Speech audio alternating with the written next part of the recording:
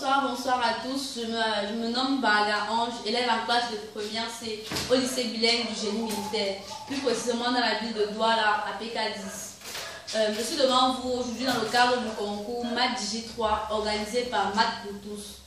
Mon exercice est le suivant. Situation problème. Monsieur Tchad possède une petite boutique de vente d'huile raffinée. Il effectue régulièrement un bilan mensuel pour connaître avec précision son chiffre d'affaires. Au mois de juillet 2022, son chiffre d'affaires était de 200 000 francs CFA. Et au cours du mois d'août 2022, le chiffre d'affaires était en hausse de T% dû à la flambée des prix. Au mois de septembre, le chiffre d'affaires a subi une nouvelle hausse de T plus 1%. En ce jour, son chiffre d'affaires est de 312 000. Déterminer le taux T. Ok. Je me base beaucoup sur cet exercice parce qu'il aide beaucoup les gens à connaître comment calculer leur taux de pourcentage et ne pas se laisser duper par les banques. Nous commençons. Nous allons devoir calculer le nouveau prix après la première hausse. Mais nous notons d'abord que notre prix initial est de 200 000 francs. Prix initial égale 200 000 francs. Et donc, premier nouveau prix après la première hausse, nous aurons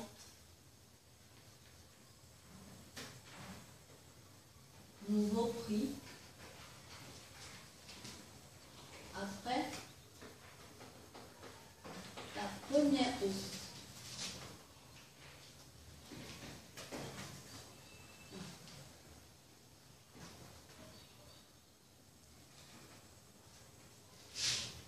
Et nous savons que notre hausse sera égale au prix initial.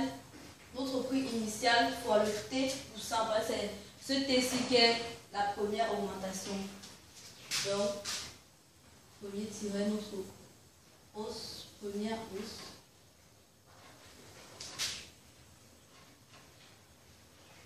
En conséquent, 200 000 fois T sur 100. Dans notre première hausse, nous donne 2000 T. Et par conséquent, le nouveau prix que nous allons appeler NP1 nous donne 200 000 plus 2000 T. Mais alors, dans l'exercice, on a dit qu'il a subi une nouvelle hausse. Ce prix-ci a subi une nouvelle hausse de T plus 1%. Et donc, nous allons prendre, pour calculer la deuxième hausse, nous allons prendre ce prix-ci multiplié par T plus 1%. Donc, nouveau prix après la deuxième hausse, nous devons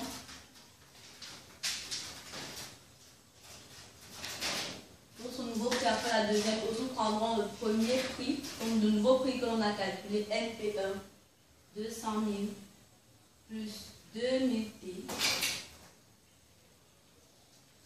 en facteur de T plus 1 sur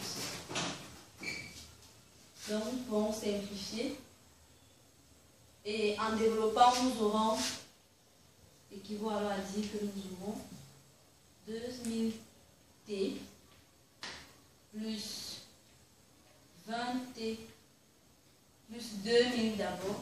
2000 T plus 2000 plus 20 T carré plus 20 T.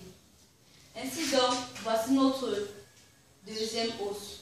Et donc, le nouveau prix, parce que nous allons faire pareil comme la première question, nous allons aussi calculer la première hausse, la deuxième hausse. Donc, le nouveau prix après la deuxième hausse sera donc NP2 qui est égal 200 000 plus 2000 T, ça c'est notre premier prix, plus le nouveau, plus la deuxième hausse, plus 2000 T également, plus 20 T carré, plus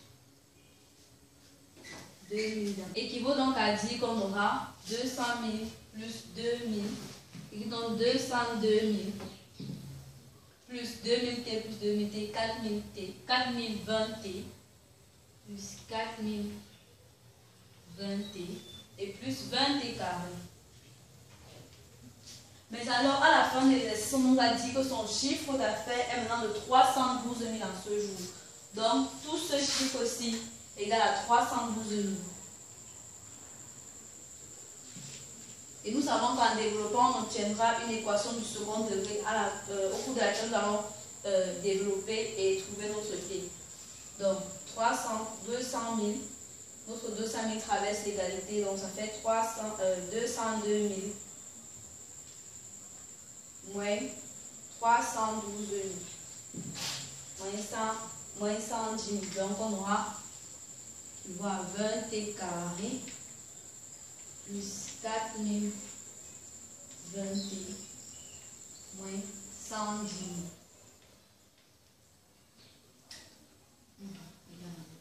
Mais cette équation-ci, je la trouve vachement trop vaste. Donc, je propose qu'on la simplifie. Et en simplifiant par 20, on aura T carré plus 201T plus moins 5500 égale à 0.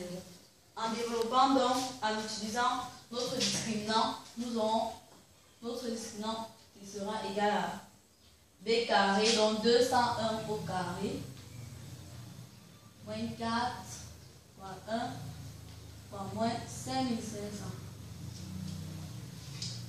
On obtient donc 40 401, 40 401 moins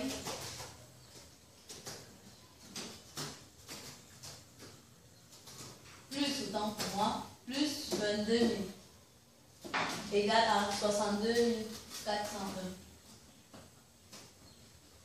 Donc la racine de notre discriminant nous donnera 200 racine de 62 401. On aura 249,80. À ce niveau-ci, on va continuer de développer. Donc, T1 égale moins B, notre moins B qui est moins 201. Notre moins B de moins 201, moins la racine de discriminant, moins 249,80, divisé par 2A. 2 fois 1, donc divisé par 2. On obtient moins 200.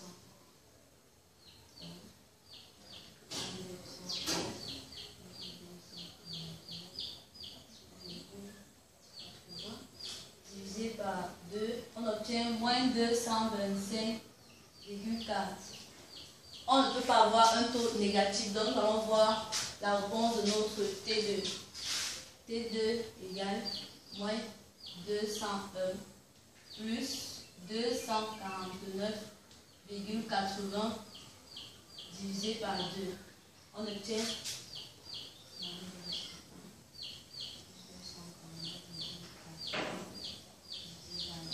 notre taux donne 24,4%. On peut donc voir que ce taux-ci est positif contrairement à celui-ci. Donc le taux de pourcentage de M. Tchadjo est donc de 24,4%. Voici notre réponse. Ici,